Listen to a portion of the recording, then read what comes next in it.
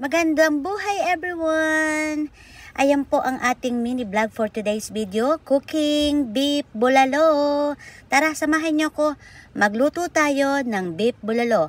Habang nagpapakulo po ako ng aking bulalo, ang aking beef, nagprepare na po ako ng aking mga ingredients. Ayan po, nagprepare na ako ng repolyo, ng sibuyas.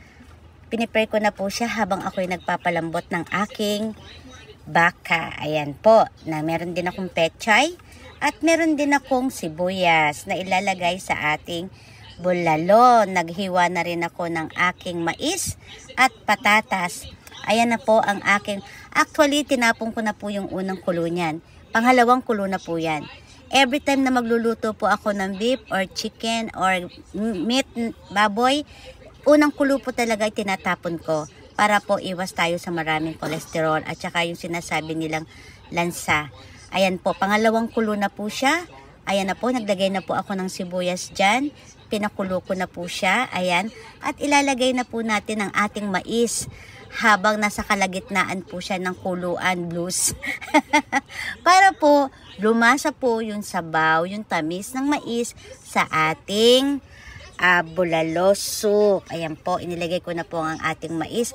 Isang malaki lang po ang inilagay ko, malaking size ng mais. At pagkatapos po, nilagyan ko siya ng 2 sili muna para po maamoy ko ang aroma. At pagkatapos po ng medium na malambot na medium ang ating beef, inilagay ko na po ang ating patatas. At ayan po, hayaan lang po natin kumulo. Pagkatapos po, isinabay ko na rin ang ating beans.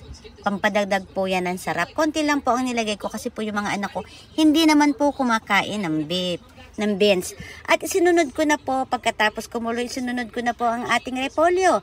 At pagkatapos po ay sasaksak ko ilalagay ang ating pechay. Ayan po ang ating pechay.